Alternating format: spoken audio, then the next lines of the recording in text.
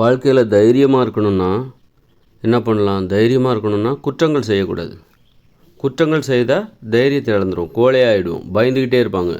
குற்றங்கள் செய்கிறவங்கள பார்த்திங்கன்னா ரவுடிகள், அதில் திருடுறவங்க, கொலை செய்கிறவங்க தன்னை வீரன்னு காமிச்சிப்பாங்க. ஆனால் இவங்க எப்போவுமே பயந்துக்கிட்டே தான் இருப்பாங்க. அதனால் நீங்கள் யார் தைரியமாக இருப்பாங்கன்னா குற்றங்களே செய்யக்கூடாது. இயல்பாகவே தைரியங்கிறது இயற்கையாகவே இருக்குது. அதனால் அந்த தைரியத்தை நீ போய் வளர்த்துக்கணும், இதெல்லாம் செஞ்சால் தான் நீ தைரியம் அப்படின்லாம் கிடையாது. இயற்கையாகவே தைரியம் நம்மக்கிட்ட இருக்குது.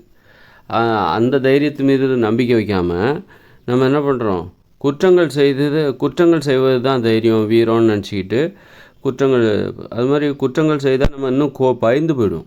குற்றங்கள் செய்கிறவங்களாம் பாருங்கள், திருடுறவங்க, கொலையே செய்கிறவங்க, கொலை செய்கிற கூட தயங்க மாட்டான். அந்த கொலையே செய்கிறவங்க கூட பயந்துக்கிட்டே தான் இருப்பாங்க. எப்போ நம்மளை யாரை போடுவாங்க, எப்போ நம்ம யார் கொலை பண்ணுவாங்க, போலீஸ் பிடிப்பாங்க அப்படின்னு சொல்லி பயந்துக்கிட்டே இருப்பாங்க. அதனால் அந்த பயமே இல்லாமல் இருக்கணும். பயமே இல்லாமல் அது போன்ற பயம் இல்லாமல் இருப்பது தான் வீரம். நம்ம ஒரு குற்ற பயம் இல்லாமல், குற்றவாளி என்கிற உணர்வு இல்லாமல் இருப்பது தான் வீரம். பயம் இல்லாமல் நடிப்பது தான் வீரம்னு சொல்கிறாங்களா? பயம் இல்லாமல் நடிப்பது இல்லை வீரம். வீரம்னா என்னென்னா, அந்த குற்ற உணர்வு இல்லாமல், குற்றங்கள் செய்ய வேண்டும் என்கிற உணர்வு இல்லாமல், என்கிற ஆர்வம் இல்லாமல் நீ இருந்து விட்டாலே நீ தைரியமாக தான் இருப்ப. இயற்கையாகவே தைரியமாக தான் இருப்ப. எப்போ நீ குற்றங்கள் செய்ய ஆரம்பிச்சிட்டியோ உனக்கு பயம் வந்துடும். திருட ஆரம்பிச்சிட்டேன்னா உனக்கு பயம் வந்துடும்.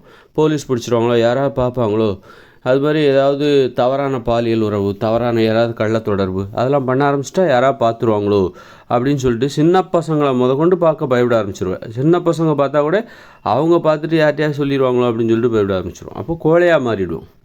குற்றங்கள் செய்தால் கோழையாக மாறிவிடுவோம் என்பது தான். அதனால் குற்றவாளிகள்லாம், குற்றங்கள் செய்கிறவங்க, ரவுடிகள், இவங்கெல்லாம் இவங்ககிட்ட இருக்கிறது வீரம் கிடையாது.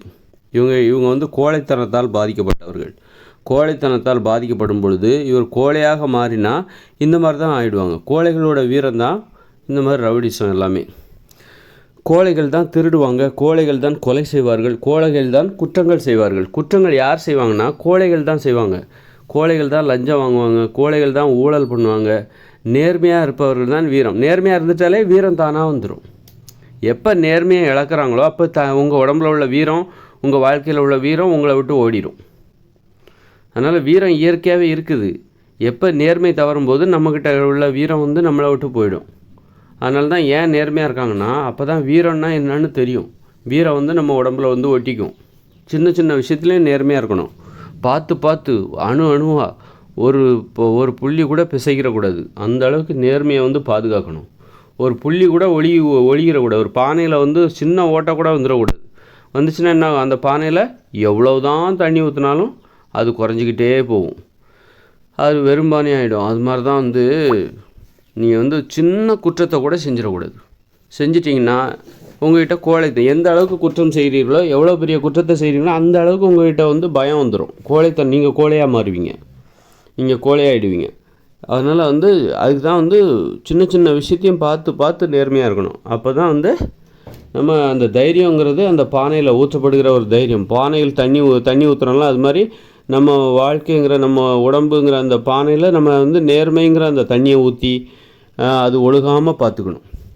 குற்றங்கள் நடக்காமல் பார்த்துக்கணும், குற்றங்கள் செய்யாமல் பார்த்துக்கணும். நமக்கே தெரியாமல் கூட சின்ன சின்ன குற்றங்களை கூட செஞ்சிடக்கூடாது. ஒரு குண்டூசியை கூட திருடக்கூடாது. திருடணுங்கிற அந்த நினப்பு தான் மோசமானது. குண்டூசி தானே அப்படின்ட்டு ஒரு படத்தில் சொல்லுவாங்களே, அதே மாதிரி அது திருடணுங்கிற அந்த நினப்பு இருக்குது பாருங்கள், அதுதான் ஒரு பானையில் விழுகிற ஓட்டை. அப்போ அது ஒழிகிறோம், அப்புறம் அந்த பானையில் எதுவுமே தங்காது, வெற்றுப்பானையாக ஆகிவிடும். அதனால் தைரியமாக இருக்கணும், வீரமாக இருக்கணும்னா அது இயற்கையாகவே இருக்குது. நம்ம குற்றங்கள் செய்யும்போது தான் நம்மக்கிட்ட உள்ள தைரியம் ஓடி போயிடும், விலகி ஓடி போயிடும். அவன் நேர்மையாக இருக்கும்போது ஒட்டிக்கும். அந்த மாதிரி அதுதான் தைரியங்கிறது. குற்றவாளிகள் எப்பவும் பயந்துக்கிட்டே இருப்பாங்க. யாராவது நம்மளை பார்க்குறாங்களோ, யாராவது நம்மளை அடிப்பாங்களோ, யாராவது நம்மளை கொன்னுடுவாங்களோ, யாராவது போலீஸ் பிடிச்சிருவாங்களோ அப்படின்னு சொல்லிட்டு இந்த லஞ்சம் வாங்குறவங்க, அரசியல்வாதிகள் எல்லாருமே பார்த்திங்கன்னா ஊழல் பண்ணுற அரசியல்வாதிகள், லஞ்சம் வாங்குகிற அரசியல்வாதிகள்லாம் தைரியமாக இருக்கிற மாதிரி நடிப்பாங்க. அதுதான் அவர்களுடைய வீரங்கிறது என்ன யாருன்னா தைரியமாக இருக்கிற மாதிரி நடிக்கிறது தான். இந்த மாதிரி குற்றவாளிகளின் வீரம் என்பது என்னவென்றால் தைரியமாக இருப்பது போன்று நடிப்பது. வந்துச்சு பற்றி பாயிண்ட்டுக்கு வந்துட்டோம் பாருங்கள். தைரியமாக இருப்பது போன்று நடிப்பது, பயப்படாத மாதிரியே நடிக்கிறதுனா யாருடைய வீரம் தெரியுமா? இந்த குற்றவாளிகள் தான் தைரியமாக இருக்கிற மாதிரி நடிப்பாங்க. எப்போ பார்த்தாலும் பயந்துக்கிட்டே இருப்பாங்க, ஆனால் தைரியமாக இருக்கிற மாதிரி நடிச்சுக்கிட்டு இருப்பாங்க இந்த குற்றவாளிகள். ஆனால் வந்து குற்றங்களே செய்யாதவர்கள் இருக்காங்களே, நேர்மையாக இருக்கான் பாருங்கள், அவங்க தான் உண்மை, அவர்களிடம் இருப்பது தான் உண்மையான வீரம். இந்த குற்றவாளிகளிடம் இருக்கிற வீரம் வந்து பொய்யான வீரம். வீரமாக இருக்கிற மாதிரி நடிக்கிறாராம்மா. எப்படி கரெக்டாக பாயிண்ட் பிடிச்சிட்டோமா? திருடர்கள், கொலைகாரர்கள், லஞ்சம் வாங்குறவங்க, ஊழல் பண்ணுறவங்க, கமிஷன் அடிக்கிறவங்க, ஏமாத்துறவங்க, கடன் வாங்கிட்டு திருப்பி கொடுக்காதவங்க, இவங்க எல்லாருமே வந்து ஒரு தைரியமே இருக்காது. எப்போ பார்த்தாலும் பயந்துகிட்டே இருப்பாங்க, தைரியமாக இருக்கிற மாதிரி நடிப்பாங்க. மற்றவங்க, அதாவது இவங்க பயப்படும்போது மற்றவங்கள பயமுறுத்துறதுக்காக மற்றவங்கள பயமுறுத்துவாங்க வன்முறை மூலமாக. இப்போது அந்த அளவுக்கு இவங்க பயந்து போயிருக்காங்க, மற்றவங்கள பயமுறுத்துவாங்க. தன்னுடைய பயத்தை வந்து மற்றவங்களுக்கு காட்டுவாங்க. அதனால் வந்து அப்போ குற்றவாளிகள், கொலைகாரர்கள், திருடர்கள், இவங்கெல்லாம் யார்? அரசியல் வந்து லஞ்சம் வாங்குகிற அரசியல்வாதி, இவங்கெல்லாம் யார்? மற்றவங்கள பயமுறுத்துவாங்க தங்களிடம் உள்ள அந்த வன்முறை மூலமாக, ஆள் பலம் மூலமாக, ஆட்களை வைத்துக்கிட்டு, அடியாட்களையும் வச்சுக்கிட்டு மற்றவங்கள பயமுறுத்துவாங்க. அப்போ அந்த அளவுக்கு அவங்க பயந்து, அவங்கக்கிட்ட என்ன இருக்குதோ அதை தான் அவங்க வெளியே காட்டுறாங்க. அவங்க மனசில் உள்ள பயத்தை வெளியில் காட்டுறாங்க.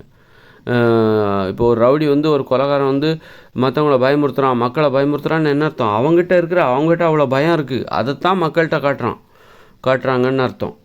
அதனால் வந்து நீங்கள் தைரியமாக இருக்கிறவங்க யாரையும் பயமுறுத்த மாட்டாங்க.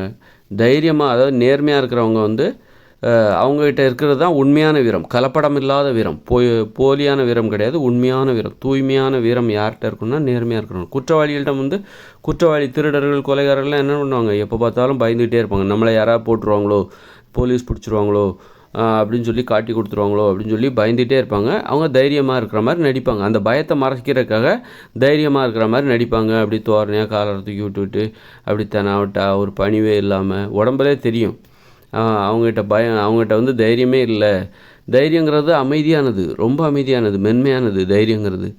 ஆனால் நடிக்கிறாங்க பாருங்கள், அப்படி தோரணையாக மற்றவங்கள மிரட்டுற மாதிரி, மற்றவங்கள பயமுறுத்துகிற மாதிரி மிரட்டுறாங்க பாருங்கள். அவங்ககிட்ட வந்து அது உண்மையான வீரம் கிடையாது, பொய்யான வீரம். அவங்ககிட்ட உள்ள பயத்தை மறைக்கிறாங்க. என்கிட்ட பயம், நான் ஒரு பயந்தாங்காளின்னு நீ கண்டுபிடிச்சிடாத, நான் ஒரு பயந்தாங்கோலின்னு சொல்லிட்டு நீ என்னை வெறுப்பேற்றினா உன்னை அடிச்சுப்பிடுவேன், நான் உன்னை கொன்னுப்பிடுவேன் அப்படின்னு சொல்லிட்டு மிரட்டுவாங்க. அதனால் அதைத்தான் நம்ம வீரம்னு நினச்சிக்கிறோம், மிரட்டுறது அப்படின்னு நம்ம அதைத்தான் வீரம்னு நினச்சிக்கிறோம். அவன் பயந்தாங்கோலின்னு சொல்லிட்டு நமக்கு தெரிஞ்சிடக்கூடாது, நம்ம வந்து அவனை கேலி பண்ணிடக்கூடாதுங்கிறதுக்காக அதனால் ஏற்படுற கோபம், அவனுக்கு ஒரு காம்ப்ளெக்ஸு. நம்ம கோழையாயிட்டோமே, நம்ம எப்போ பார்த்தாலும் பயந்துக்கிட்டே இருக்கமே, நம்ம எப்போ பார்த்தாலும் இந்த மனுஷங்களை பார்த்து யாரை பார்த்தாலும் பயமாக இருக்குது, யாரை பார்த்தாலும் சந்தேகமாக இருக்குது, இவங்க காட்டி கொடுத்துருவாங்களோ, அவங்க போட்டு கொடுத்துருவாங்களோ அப்படின்னு பயந்துக்கிட்டே இருக்கும். அந்த பயத்தை பார்த்து நம்மளை கேலி பண்ணுவாங்க.